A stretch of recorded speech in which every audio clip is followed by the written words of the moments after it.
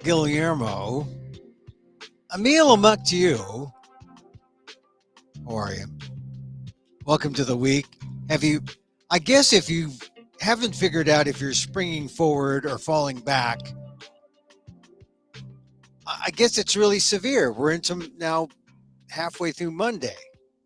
I mean, that's what Sunday is for, to sort of like work out the kinks between am I springing forward? Am I falling back? Maybe I'm springing back. I have a different view of the world and I'm falling forward. Like you know, all those people that you hate who always fail and they always end up in better jobs than they deserve. They're falling forward. I don't know. Well, so you're here. I thought I'd just do a recording today. But I thought, no, I'd go live. There's a lot happening today. You got the president, the former president in trouble. You got the current president in trouble. You got leadership issues galore, and front and center of the news. It's all about leadership. It's all about who's going to APEC and who's leading in the polls, and it's an election day tomorrow. Tuesday is an election day in certain states, Virginia for one. And this is where we ought to be thinking about, well, what kind of person do we want to lead our country? What kind of person do we want to be president? And the polls that were released this weekend by the New York Times and Siena College, not very encouraging. It says that America wants a generic, that they don't want Trump, they don't want Biden, but if you put a generic person there, the generic person would win. I mean, that's tells you something, that we're tired of all these. We want someone to govern us and not cause any trouble, right? Biden against Trump, the numbers in these swing states are really disappointing. Biden in Nevada against Trump is up 10 points. In Georgia, Trump is up 6 points. In Arizona, Trump is up 5 points against Biden. And, Haley actually does well too. But the person who does even better is a generic Republican against Biden, is up 15 points in Nevada, 16 points in Georgia, 18 points in Arizona, 14 points in Michigan, 14 points in Pennsylvania, 15 points in Wisconsin, all the key swing states. The generic Republican beats Biden, which I think should send a message to the Republican Party. You need your best generic guy. Maybe that guy Patrick Henry, who he didn't want to be. He was sort of like Speaker pro tem before they put on that Mike Johnson guy, who is barely passable, not ready for prime time. But what is a generic Republican? Now, it used to be a conservative on fiscal issues, but after seeing what is Trump a conservative? Look at what he did to the budget. He screwed it up. What is a conservative racist, as are some of the policies that have been put forward by Trump and DeSantis? What is a generic Republican? A Bush, a Bushy, and all the subsequent Bushes, just did after George W. The subsequent Bushes have not been bushed out. They have not. They've underperformed, right? Jeb, I guess his son George L, I think is his middle name. Young guy, hasn't really ascended. But what is a generic Republican? I'm trying to help the Republicans out. Now, I know some people say, "Oh, Emil, you're don't try to help the generic Republicans." But really, you need a generic. And is there a better case that we want a generic Republican than if you watched any of the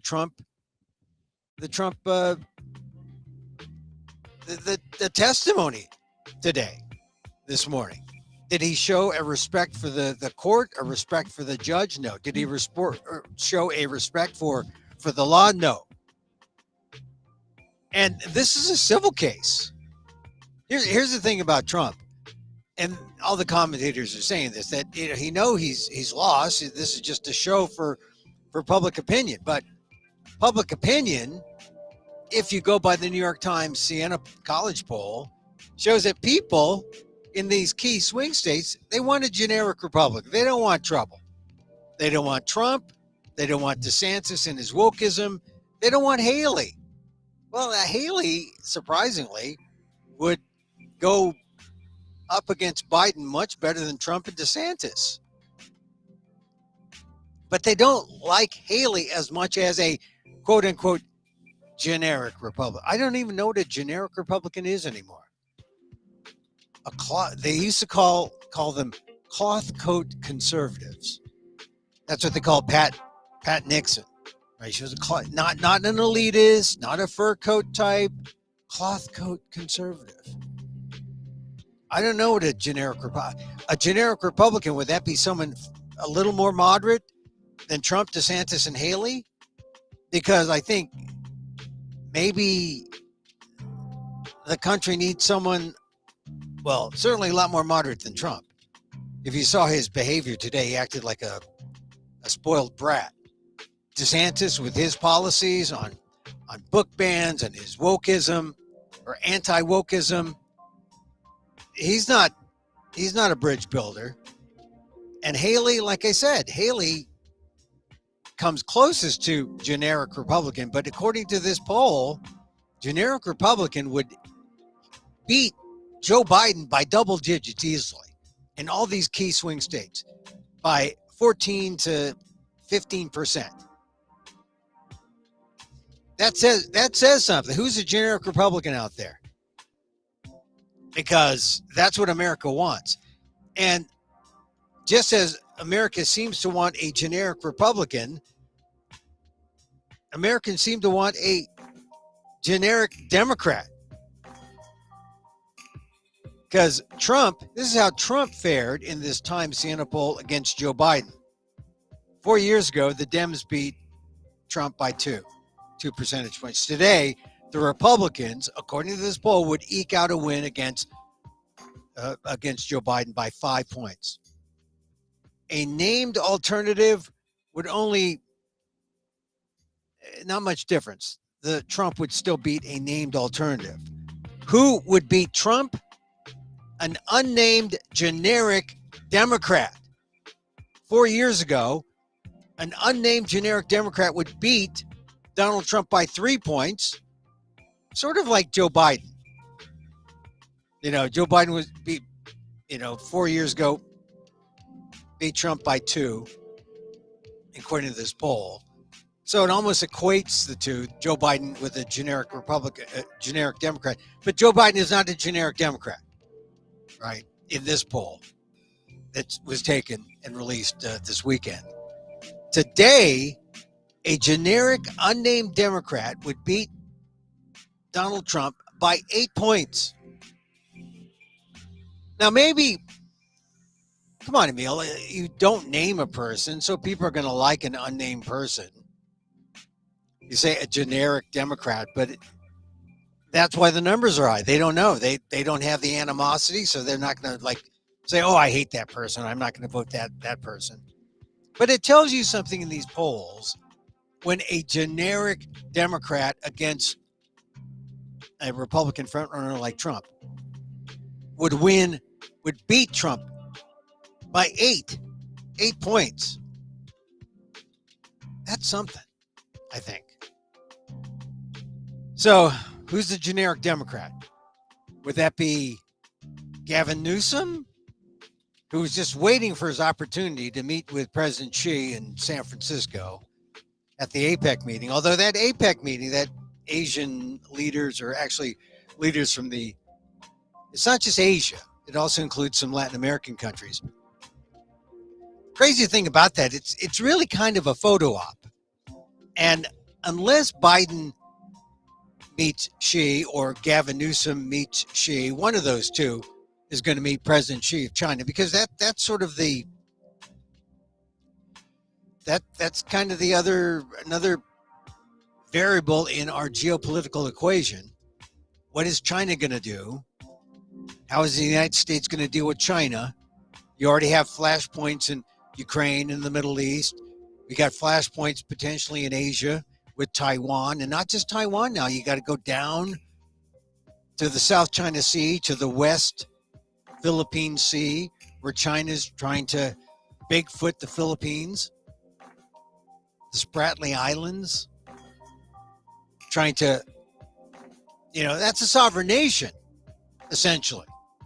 When China's trying to overtake those little islands and build bases, military bases on the Spratlys, they were very aggressive a couple of weeks ago. Didn't hear much here, but the potential of something going off and the United States having to go forth, bail out the allies, Philippines, Taiwan, flashpoint, problem area. So, APEC's happening in San Francisco. The big thing about APEC is that it's more of an advertisement for San Francisco, that, it's not that bad. It's not as bad as Fox News says. Well, it could be a little bad, but it's not that bad. So we'll see. We'll see if Biden comes to meet President Xi this week. That could be in the offing, could be planned, and then more focus we put on APEC. But today, the focus was on President Trump testifying. Man, what a client, huh? I think his attorneys are just kind of giving up and just saying, okay, look, we've already lost the case. I mean, because now, right, he's already been found liable in this civil case. So all these irrelevant facts he brings up now in this stage of the trial, they're just trying to figure out, what does Trump owe? What should he owe? I mean, he's already guilty. He's already been found, liable. He's already been found liable. And he's bringing up all this stuff like it's not relevant. It's just hot air. It's more speechifying on the part of Trump. But I don't think America pays that close attention. So he gets away with it. So some people are going to be, go get him, Trump, because that could be us. No, it can't be you. You'd be in small claims court. That wouldn't be you. But, there's this two-tier system and Donald's fighting for us all. No, he's fighting for himself. He's not fighting for us all. So you should just look at his, what he displayed today in court and say, do we want that's the leader of the free world? No, that is not the leader of the free world. This is why when the polls were put out, that New York Times Siena College poll, I looked at that generic Republican side, Biden versus generic Republican. The generic Republican would be Biden, like handily. We need a candidate without baggage, right? Does such a candidate exist? I don't know. I mean, and this is for both the Republicans and the generic Democrats are winners against Trump. More so than who is the generic Democrat? Like I said, probably not Gavin Newsom. Dean Phillips, Minnesota? Maybe. I mean, he's mounting a run. No one knows. And Kamala Harris, I love Kamala Harris now. I'm back on the Kamala Harris bus. In fact, that's one of the things about the Times Siena poll that indicates a positive for Biden, that Kamala Harris, she does better than Biden, but still trails Trump by 3 points in a hypothetical matchup. And that the best thing about Biden is that Harris is on his side, because let's see, according to this, a full 11% of Mrs. Harris's would-be supporters do not back Mr. Biden. and 2/3 of them are either non-white or younger than 30. So this is where Harris can kind of shore up Biden. Say, hey, Uncle Joe, he's all right. I don't know if you're going to see that, but Biden is going to have to kind of lean on Kamala Harris a little bit to have his numbers go up, because right now it seems that blacks are beginning to loosen up and look elsewhere, at least according to these polls. Latinos, the Latinx crowd, Hispanics, looking elsewhere. And these used to be strong coalitions. Black, brown. Polls don't mention Asian. And this being a kind of Asian American, we're not really, well, yeah, where we talk about what does an Asian American think? You know that Asians love Biden. I will say this. Asians have had strong support from Biden from the very beginning. From the Filipinos, Chinese, if you look at the White House initiative on Asian American, Native Hawaiian, Pacific Islanders, every reason for Asian Americans to back Biden, but there are not enough of us. There's not enough Asian Americans. So we're not looking for a generic Democrat, but everyone else seems to be looking for a generic Democrat, which to replace Biden, I don't know. Who else could it be? Anyway, this makes it all interesting because the election is about a year from now. So many things can happen a year from now. But consider some of the stories I've been covering the last couple days that have been broken by Axios. One, that there is a movement to look for a plan B. What if Joe Biden stubs his toe, heaven forbid, or does something that where he's prevented from running, or he can't run, or if there's a health scare or something? I don't wish it on him. I want to see Joe Biden go on and do a second term. I think he's deserving of a second term. But we're not. I can't think of another person who would put their hat into the ring, except maybe, well, she's already in the ring. Marianne Williamson. I mentioned Marianne Williamson because no one else wants to mention her, even though she has, like in one of the latest state polls on leaning Democrat, she comes in second with 16%. I mean, there's no one close. So I'm on their list, and so they sent me some. And they said, today we're celebrating a significant step forward for our campaign. We've successfully filed with the South Carolina Democratic Party to get onto the ballot. This milestone is a testament to the power of our message and the dedication of our volunteers. Okay. Now we're turning our efforts to Alabama, where we're in the midst of a vigorous signature collection campaign to ensure ballot access. Every signature brings us one step closer to presenting voters with a choice for change and progress. In both South Carolina and Alabama, our campaign has been resonating with voters who are concerned about the issues affecting them most. Whether it's advocating for an economic bill of rights, universal health care, or universal child care, we're committed to addressing the specific needs and challenges of these communities. This is Marianne Williamson. Now, I know that many of you don't even know who she is. But if you're into self-help, if you're into spirituality and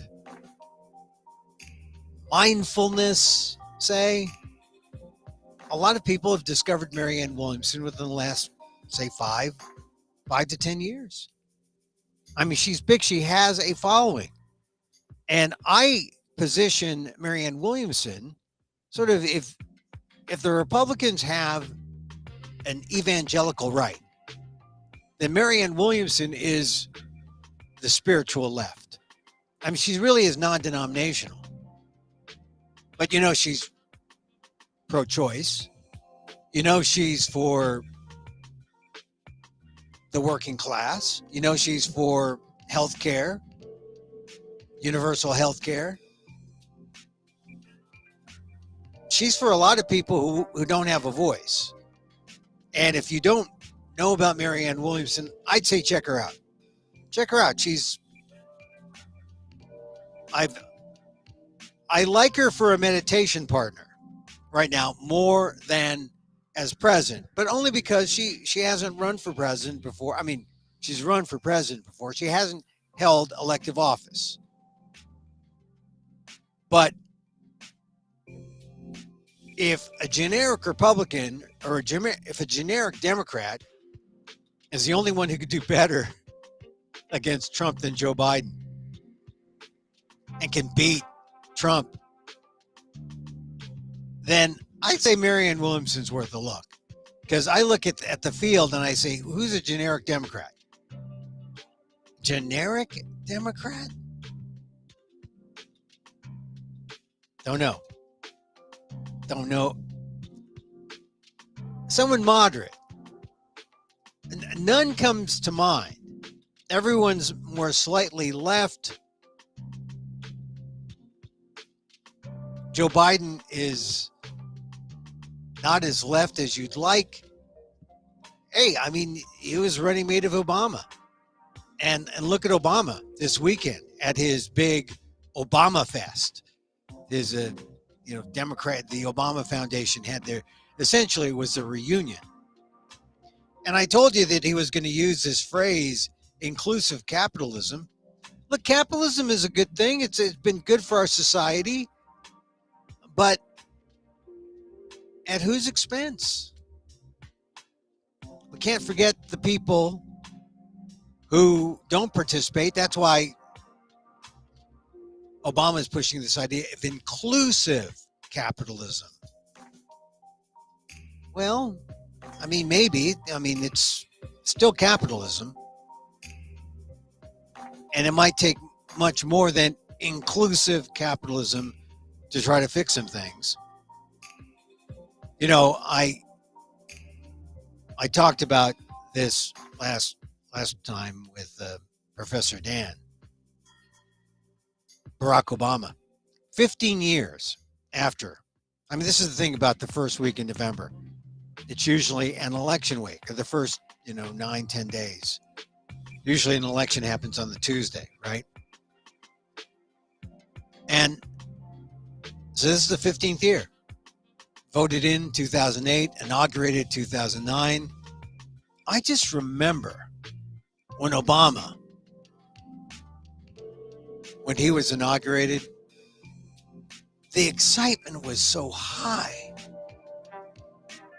that the change has come, right? I mean, and maybe we gave up. I don't know, because you look back and you say, oh, it doesn't feel like anything happened. Like here we are in 2023 and you say, what happened? What happened when Obama had to be nice and give up the keys to the kingdom to Donald Trump? If you were watching the inaugural on TV, you saw that. I'm talking about the Trump inaugural. I was at the Obama inaugural. Man, the feeling that we had in 2009 that America was really changing. I'll never forget that.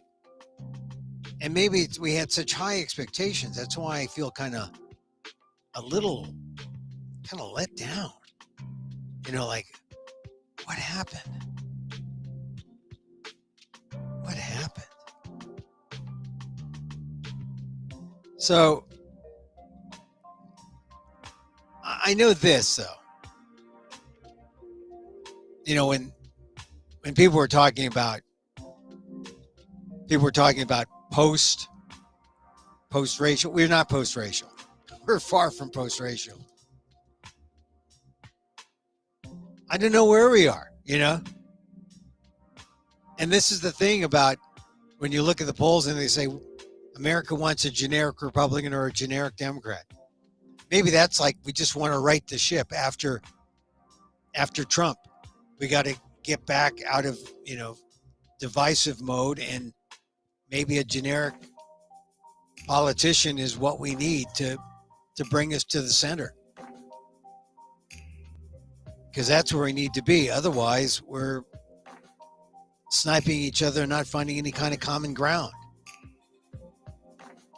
But frustrating to see Obama. And as much as I want to ding Obama a little bit for not being as great as he could have been, which is the great disappointment. Then you look back at, I look back at some of the stories I did. I talked to one Asian American who said, I'd be dead if it weren't for Barack Obama. I would not be alive. I would not have had health care. I would not have been able to afford my cancer treatment. I would have been dead. So I'll give Obama his props. That Affordable Care Act has withstood attacks almost in the same way that Social Security for FDR has withstood all its still under attack. But there it is. The safety net. People still attacking it. Story on 60 Minutes last night that I'm sure will be used by people who are against Social Security, saying, look at how inefficient and corrupt there are overpayments, and they can't make, get back the money. But they're also, on the other side, all these overpayments are so cruel to these people who depend on this in America. This is why we need Social Security. And of course, if you watch the end of that segment, everyone who complained about being dinged for an overpayment, they were forgiven. The answer? Get on 60 Minutes. Get on your local consumer advocacy reporter. Get on his or her dance card. Let her do a story on you if you are in that kind of pickle. Overpayment. Amazing. I mean, look, government is inefficient. But that was a sad little catch-22 when they said, hey, look, you're responsible for our errors. So you got to pay up. That was the ridiculous thing. Anyway, all right. I think that's it for now. Still, everyone's talking about that Times Siena poll. A lot can happen in a year. So I'd like to see Kamala Harris come on. I mean, I'd like to see her, but I don't think she's going to be given a chance. I think a lot of people just dislike Kamala Harris. And I don't know why. So if people dislike, I like her. I like Kamala Harris. And I've had my beefs with Kamala Harris in the past, locally, when she was in San Francisco. But now I'm rooting for her. I want to see her do well. All right, what else is on the agenda? Just more.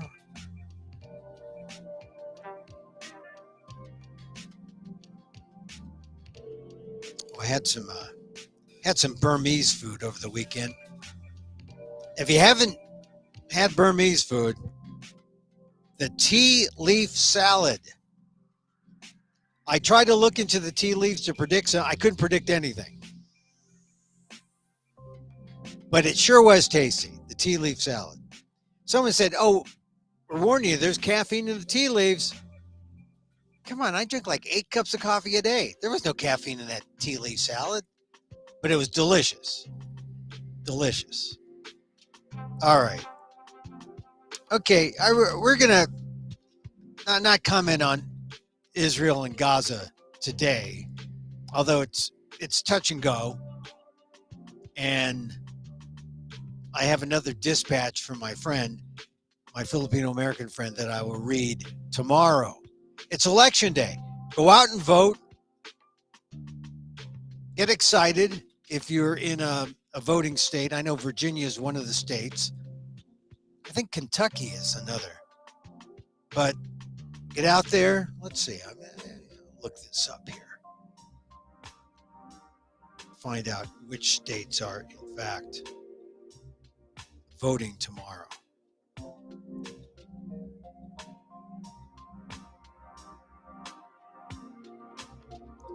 And it looks like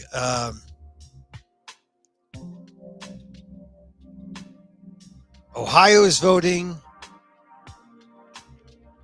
whether to enshrine access to abortion in Ohio's Constitution. That's up for a vote. The control of Virginia's legislature, up for a vote. Who should be governor of Kentucky or Mississippi? Oh, the governor of Kentucky. Now, that's a big one. There are other races around the country, but I guess those are the big ones. If you're in those states, get out the vote.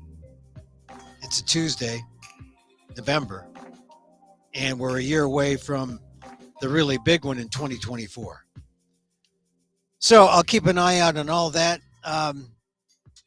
Let's see, in sports, boy, Joe Burrow and the Cincinnati Bengals just looked great yesterday.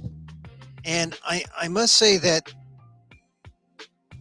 I can't explain the Dallas Cowboys. I never really liked them. Not this year. I liked them in the past when I lived in Dallas. But the Eagles, I don't know if I guess they just keep on going. I worry now about the 49ers, which is my team. I don't know if they can, if they have they should have the roster to deal with the Eagles. But it's all about who's healthy. It's all about who is using fewer gallons of liniment and icy hot. That's sort of my unscientific way of evaluating where teams are. If you're more beat up, you're more tired. If you peak too soon, I think the 49ers may have peaked too soon, but maybe they had one peak and they're down in the valley and they're ready to rise again. I don't know. We'll see. They had a bye last week or this past week, so that was good. Okay, back again tomorrow. Hey, I'm Emil Guillermo, Emil Amok to you. We're here Monday through Friday, 2 p.m.-ish or so. We just talk about the news, talk in between the lines about things that I see that catch my attention. And we talk about it. Old style radio, old style talk radio.